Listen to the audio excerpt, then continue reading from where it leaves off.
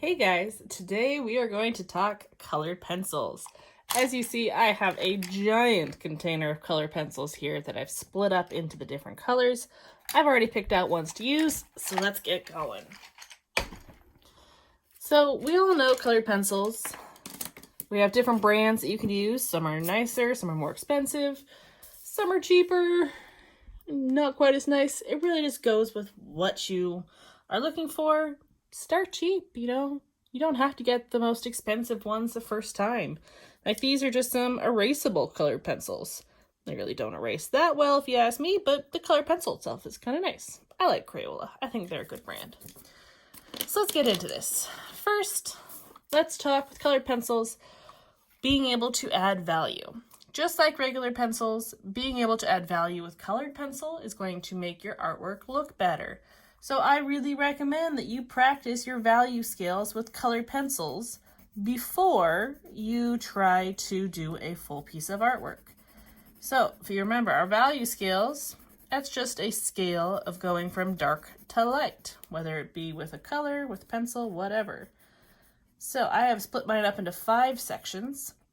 And I'm going to start off this first one. I'm going to make it as dark as I can. So I put a layer of everything down first.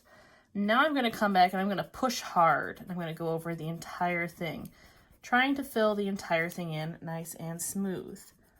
With colored pencils, I really recommend working in layers. Don't try to do it all at once.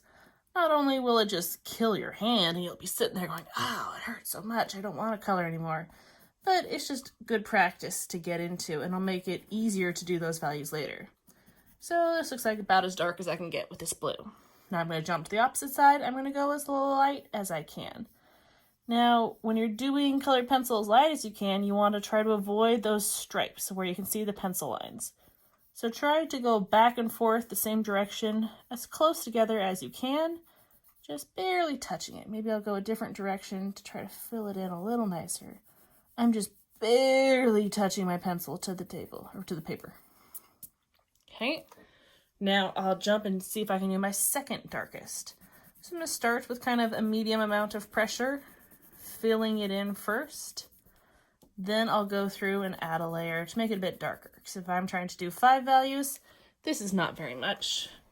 Not quite dark enough yet, so I'm going to come back and do another layer on top. Maybe I'll go at a different angle to help fill in those gaps, pushing just a little bit harder. So I want to work through this value scale. You should know these by now if you're coming into colored pencil, so I'll just quickly go through it. It's just all about pressure, how hard you push.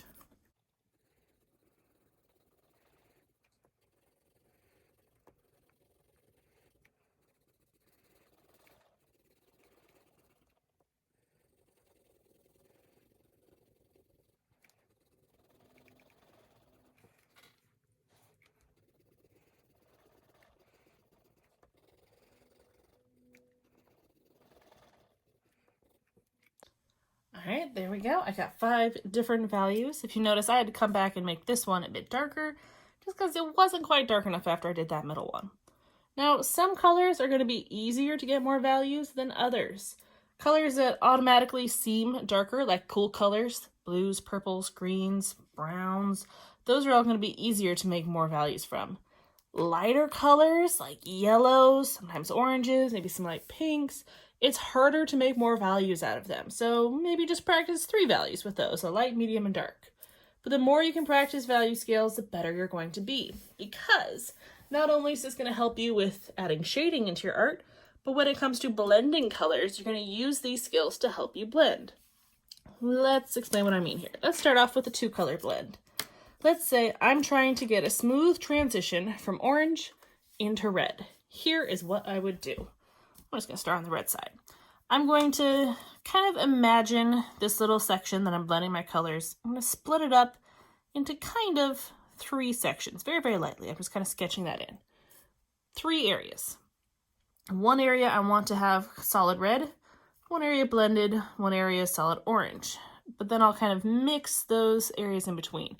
But splitting it to third makes my life a little easier. Because what I'll do is when I'm starting from one side of the color, I'm going to smooth my pencil vertically up and down. And I'm going to start pushing hard over on this far edge. And as I get closer to that third, I'm going to start going a little bit lighter with my pressure. See how it's starting to get lighter there? And as I pass into that middle third, I want to start going very light. But I want to keep that light value all the way across till I reach that second one there. Now I might have to come back in, add a little bit more, or fill in my area. I'm not too worried about filling this in all the way this time. But I want this back third here to be pretty dark. So I want to try to have a smooth transition. So a smooth value scale. And this far edge should be as dark as I can make it. Okay, I could come back in and go a different direction. This is what I do to start. Now I'm going to do the same thing, but the opposite direction for my orange. So I'm going to go really dark orange, and then I'm going to start getting lighter and lighter and go pretty light with my orange all the way to about there. So push as hard as I can.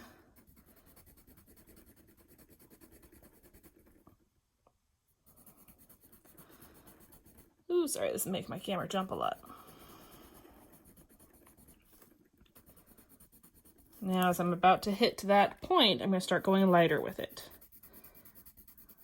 Just a little bit at a time. So I'm going from dark, going into kind of a medium dark, a medium, and then into light. So by the time I get into this area, I'm barely seeing it, but I still want to add that orange on top of the red, because that's going to help give us that nice blend. Now, this has blended my colors pretty well, but you can see here in the center, it looks a lot lighter than everywhere else. It doesn't look like a nice dark color. So I want to come back with both my orange, then my red on top to blend those two colors, to layer them on top to get them to make a nice darker value. So I'll come in a bit darker with my orange first because I have that in my hand. And I'm going all the way over with it. And then I'll take my red and I'll do the same thing. So pushing a bit harder. Now this is layering those colors up and it'll help get that blend for us.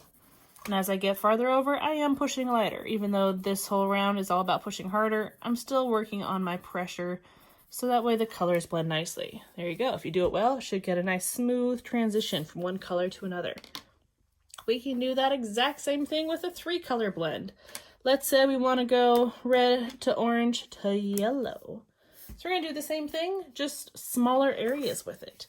So my red, I'm going to go dark to about there. So this area is going to be my dark area. Then we'll have light.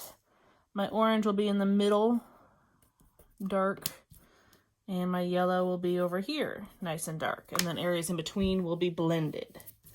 Okay, so it's the same thing up here, just smaller scale. And then I'll do it the same thing that way.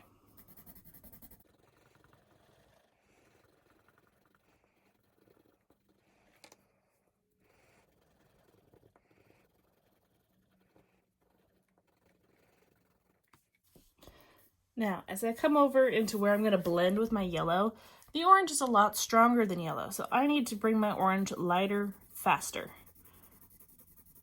So by the time it reaches over here, I want to barely be able to tell I put orange down. I gotta make sure that's a smooth transition.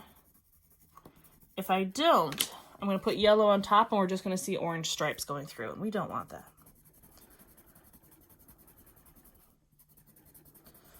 Now, when I come here, I'm still going to push fairly hard with my yellow, because since it's harder to make different values out of it, I still want that yellow to show up. So I'm still pushing pretty hard. So putting that layer of orange down first is what's going to make or break this blend.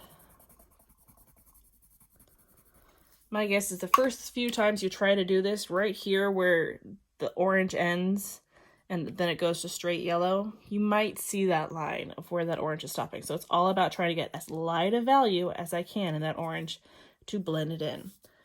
Practice doing these colors blends and it will really help you with your color pencil drawings.